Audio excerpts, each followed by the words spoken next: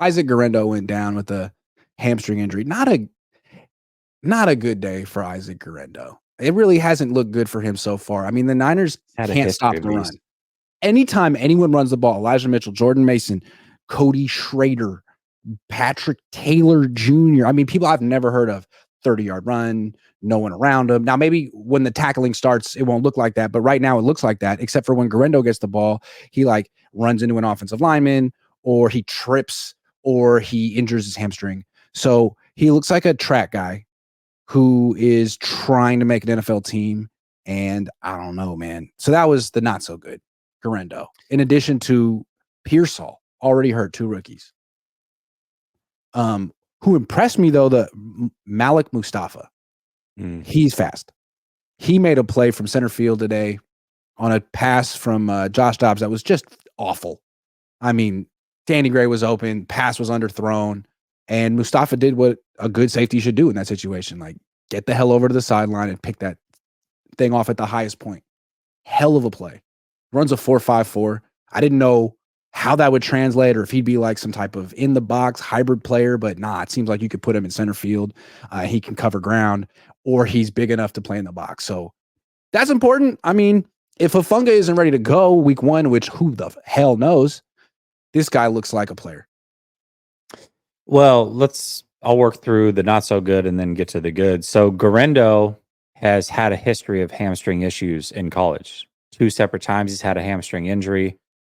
Maybe Guerrero, his best path to making this roster is the route of Cam Latu, which is if you're hurt, then we can just end your season and you make the team by default. And then hopefully by next year, you can figure things out.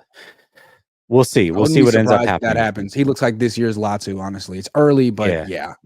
Not a great start. And for somebody who relies so much on speed to have a hamstring injury, that's really, really rough. So hopefully he can heal up quickly and at least have a shot at things.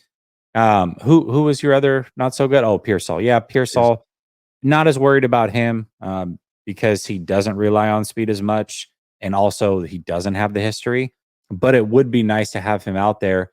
You know, it's one thing that's interesting is Robbie Gould talked about the rookie wall for kickers. And we've heard this before with other position players, how there's the rookie wall. Well, a lot of that is because you're consistently working out, trying to perform, trying to get drafted. Then you're on a team, you're in OTAs, you have your 40 days away where you're trying to get ready to impress again. And when you look at Ricky Pearsall wearing the blue non-contact jersey, now also pulling a hamstring, maybe it's just that he's a rookie and he's not going to be fit to make it through a whole season, which is fine. He wouldn't be the first guy. Drake Jackson, we know, hit the rookie wall, although he hit it again in his second year, which is weird. But Malik Mustafa, let's talk about him for a second. I don't know if you caught this, and maybe it was a Freudian slip by Kyle Shanahan, but he was asked about Mustafa, then he was asked about Tig. And he talked about how good Tig looked last year when he came in for Talanoa Hufanga. And then he said, well, the longer that Hufanga's out, the more reps Tig will get, and that's a good thing for him. Has he already decided that Hufanga and Malik Mustafa are his starters at safety? Or was that just a Freudian slip? I don't know, but I thought that was an interesting takeaway from today. Yeah, I mean, I think it's highly likely that Mustafa will be starting. I mean, I don't know what the issue is with Hufanga. Don't know how long it's going to take. He talked to the media a few weeks ago, and he was pretty much saying like, look, guys, I don't want to get your hopes up. I'm working as hard as I can, but got to be smart. So if he misses most of training camp and he's healthy, quote unquote, week 1, is he ready week 1? I don't know. And will they rush him out there if Malik Mustafa is playing really well? So that's a guy to watch. Any safety who could make a play on the first day of camp as a rookie, Jai Brown didn't do that. So I'm interested. Well, let's think about this. Let's say Hufanga is ready to go. Why not run 2 linebackers? Because Dre Greenlaw's already out. Maybe you don't trust these linebackers. Hufanga can be like your slot corner, your nickel corner, but he's basically a hybrid linebacker. Maybe that's your base defense. I love that because from what I saw from Devondre Campbell today and the not so good. I mean, he gave up a 20-yard catch to Eric Sobert, who was running in slow motion. The both of them are running in slow motion. So not sure about Campbell, but D Winters also looks good. Hard to judge safeties and linebackers in these practices, but here's what I'm seeing from D Winters. Anytime there's an outside run to his side, or a check down to his side, he is at the sideline so fast. He seems to have that speed and explosion that you're looking for. Now, how good is he at tackling? Will he just throw himself and fall off? I don't know if he can finish the play, but right now it looks like he's getting from his spot to the sideline extremely fast. Jalen Graham also looks good, but he's playing middle linebacker. If they're looking for like a weak side linebacker to pair with Fred Warner, I think it's D Winters. Okay. Yeah. So you're saying Graham's playing more of the Fred Warner role? Yes. Yeah. Okay. He's tall like him. He's a problem in zone coverage like him. It's tough to throw over him. He's right in the middle. But if you're looking for a Dre Greenlaw, I just don't know if D Winters is violent like Dre Greenlaw. Dre Greenlaw is fast, and then he hurts you and gets 15-yard penalty. I don't know if D Winters is like that. Maybe he's a finesse linebacker. Don't know. We'll see.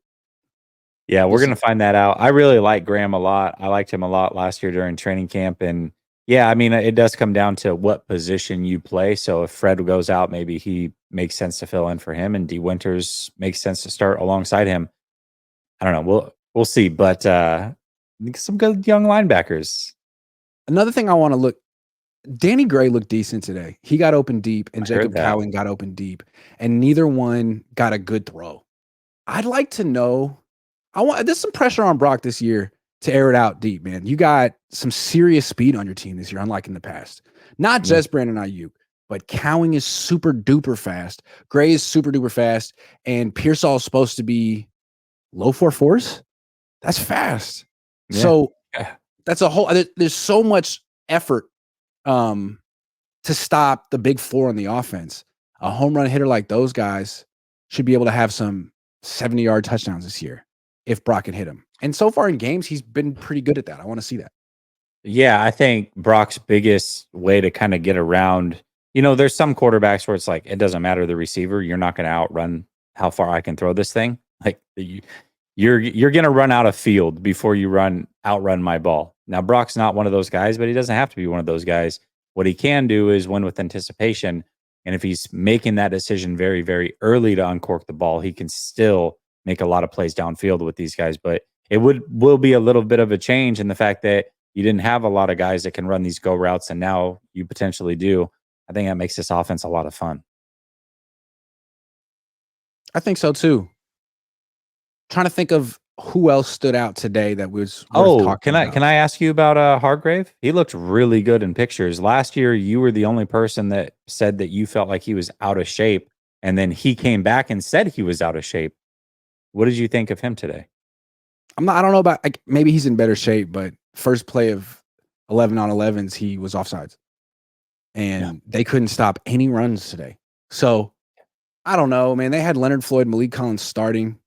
It seemed like the offense got whatever the hell it wanted on the ground. Maybe it was just because there were no pads. But yeah, I don't know about that. We'll see when pads come on, but usually defenses are ahead of the offense when pads come on. If the offense is ahead of the defense, I think that might be a little concerning, but we'll see. Usually when the Niners defense is at its best, when the Niners try to run the ball, they have 3 or 4 guys not tackling him, but in his face, breathing down his ear hole, telling him, no, sir, like 4 yards downfield. Today, it was just running and running and running and nonstop running from all the running backs except Garendo. And that was with Bosa out there and Fred Warner out there, just like last year. So maybe, I don't know, maybe it's not an issue anymore, but today was an issue. Well, I think Hufanga is also very important. I mean, him and Greenlaw not being there, we'll see how long they can work around it. But I think both those players are very important in the run game. Debo is interesting. So Debo is the anti-Ayuk this year. It's like Ayuk doesn't want to be here. I do. Ayuk's unhappy. I want to stay here long term, especially because if you extend Ayuk, you're probably going to have to get rid of me. So he practices. He's in great shape. I used to call him a double Debo with cheese. He doesn't look like that anymore. He looks like prime Debo. And yet he still This is the same to me. He had a rep today against Isaac Yadam, not Travarius Ward, not Diamador Lenore, Isaac Yadam, up the left sideline. And it was just like light work for Yadam. Just squeezed the space, pushed him out of bounds, turned around. I mean, it was just easy. And then later, they manufactured a touch for Debo on a deep crossing route against zone. He's wide open, and the ball's just a little below his waist. Just has to go from here to here, and he drops it. It's like, yeah. So, hey, man, you can have the best intentions, be in the best shape. That doesn't magically make you a real wide receiver. Like, you're still a gadget player, and you always have been, you always will be. So that's okay. When it's real football and they have to tackle, he's great, but that's not all magically going to go away this year because he trained harder. Yeah, I think what will go away, hopefully, is the missing games every year. Hopefully, he can stay healthier. And when he does get into the open field, he'll break away a little bit more. Like, those are the things that you hope for. But yeah, the route running and stuff, I mean, that's years and years and years of perfection. And it's interesting because when I heard about the Yadam play, and I don't even think I heard it from you, or I just read it on Twitter or something. Either way, when I read it or heard about it, that's the first thing I thought of, is like, Debo still can't beat man. That's crazy. So I thought, and it's non-pads. Great. It's non-pads. It's a tough matchup for Debo, but I'm thinking, here we go. But receivers should be winning in this. Like, the non-pad version, this is when receivers, like, you're running mostly against air. Yeah, there's a guy there, but it's like one-on-one drills. When the receiver does a one-on-one drill, if the receiver doesn't beat whoever's in front of them, something's up, because it's meant for the receiver to win. So either the player across from them is great. Yeah, yeah, I'm sure he would have. I'm sure. Yeah. So that was the first impression of Debo. More on the offensive line. Right guard seems up for grabs. I don't think there's a favorite to win there. And like, the first rep at right guard in team drills was Spencer Burford. Okay. And he looks great. He looks like he's in terrific shape. He looks like he's like such a good athlete. I don't know if he plays like that, but of him, Pooney, and Feliciano, like, in terms of their bodies, it's like Spencer Burford up here, and then Pooney way down here, and then Feliciano like way down here. Now, Feliciano might be the best of the three, but just in terms of like athleticism, it looks like it would be great if Burford could win this job, and maybe Pooney will. Pooney doesn't look like he really has an NFL body just yet. Maybe he can contribute, but Burford looks way more built and put together than Pooney right now. Burford is a tackle. That's why. Yeah. Maybe Burford should be your right tackle. Maybe that's why, because seriously, tackles are usually more impressive. They have quicker foot movement. They look better. They're elongated. Mm-hmm. Your guards are usually frumpy and kind of dopey looking, but they're strong. They anchor, all those things. And that's not Burford. He's not the strong guy who low man wins and anchors. He's your athletic guy who you probably want going against speed rushers. So I don't know, man. I think when I look at Burford, I always thought he was better suited at right tackle. I always thought that. And it sounds like he's still better suited at right tackle. But maybe I'm wrong. Yeah, it would be interesting to see him get a chance there, because it's not like Colton McKivitz is so athletic, or who's the backup right tackle? L. Ron Hubbard? Who is it? Scientologist? Isn't L. Ron Hubbard the Scientologist? It's the other Hubbard, right? It's his son, Chuba Hubbard. L. Ron Hubbard's son. Excuse me. Sorry about that. Sorry. L. Ron Hubbard passed away. Shout out to Scientologists everywhere. Yeah. I don't think he's going to get it done. I don't know. One. Nice. That was great. Nice. Yeah. Who else stood out? Brendel was back. Right? Caught the ball today in warmups. It was incredible. Now, he didn't get any targets in team drills, but like baby steps. I didn't see him drop a pass today. How about that? That's good. That's very good. Yeah. Brendel was back after having some knee tendonitis. He looked pretty good. Yeah. Good to see. See. That's about all I got. Lenore wasn't as good as I thought he would be. He got targeted a couple of times, got beat. I thought he was going to be shutting people down this offseason. It's just one day, though. but it was clearly Charvarius Ward, Yadam, Lenore today. That was the pecking order. It almost made me feel like, man, maybe Yadam should start. Looks good. But it's just one day. It's one day. It's one Just day. one day. Anyone against Debo. I like making overreactions after one day. It's my favorite thing to do. Yeah. And then completely contradicting myself and changing my mind the next day. You got to keep it interesting, you know? We go off of day one. Yeah. Lenore is benched. Yadam's in. Yep. Mustafa is an all-pro. Yep. Burford is clearly your right guard. This team's giving up 2,500 yards on the ground. Just the worst run defense. The worst. And I mean, McCaffrey and Purdy both going down week 2 because this offensive line. Yikes. Other than that, it looks like a great team. Super Bowl bound. Should be a Super Bowl, yeah.